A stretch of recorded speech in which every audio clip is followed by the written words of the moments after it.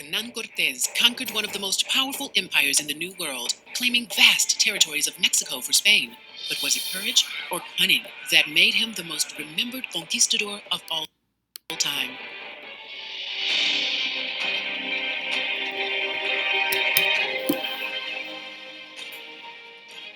Growing up in Spain in the early 1500s, Hernan Cortes watched arriving ships regularly, laden with colorful textiles, spices, and gold from the Indies, islands of the so-called New World.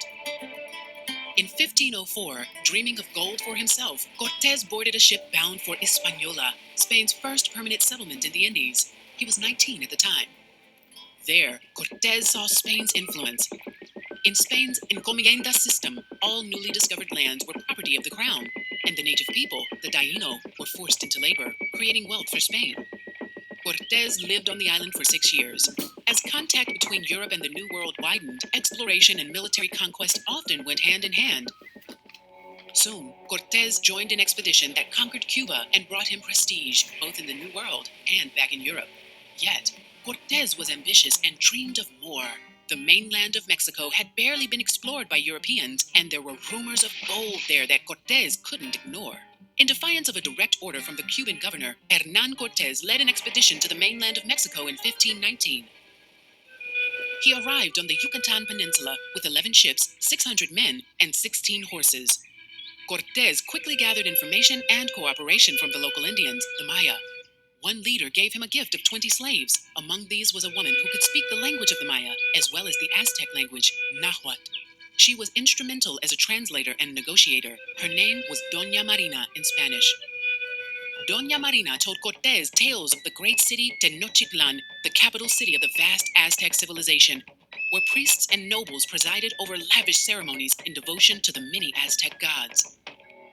Aztec power reached from the Pacific Ocean to the Gulf of Mexico, and anyone living in their territory was forced to pay tribute to the Aztec ruler Montezuma. To conquer Mexico, Cortes would have to defeat the Aztecs, known for the human sacrifice of their enemies. Cortes and his soldiers were marching toward danger by marching inland, but Cortes couldn't return to face the wrath of the Cuban governor. He made a risky decision. He sank his own ships. There would be no turning back. He would conquer the Aztecs. Thousands of local Indians, tired of Aztec rule, joined Cortes's men and helped him form an army. Aware of his movements, Montezuma sent gifts to Cortes and his men as a strategy to avoid war and to gather information. The Aztecs had never seen horses before or European armor. Bernal Diaz del Castillo, a Spanish soldier who chronicled the expedition, described their reaction. Fire-breathing animals that danced up and down the shoreline, and the strange-looking men who were covered in sheets of silver and attached to the animals, all moving in a unison that they did not understand. Montezuma, terrified Cortes might be the Aztec god Quetzalcoatl, received him with great honor in the magnificent Aztec capital Tenochtitlan. It even appeared the conquistadors might take the city without a fight. However, news soon arrived that the governor of Cuba had finally caught up with Cortes and was coming to arrest him. Cortes left Tenochtitlan in the hands of his men and rushed to deal with the approaching force. In his absence, war broke out in the city, and when Cortes returned, he and his army had to fight for control of the capital. He finally secured the city on August 13, 1521. Montezuma died during the struggle. This victory marked the fall of the weakened Aztec Empire, and Cortes claimed all of Aztec territory for Spain. The story of Cortes and the conquistadors is central to Mexico's history and paved the way for Spanish colonization and culture, including the Spanish language and Catholic religion, which still characterized the region.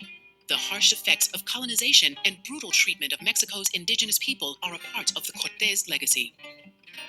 Doña Marina remained in her homeland and is often remembered as an invincible survivor of the conquest of Mexico.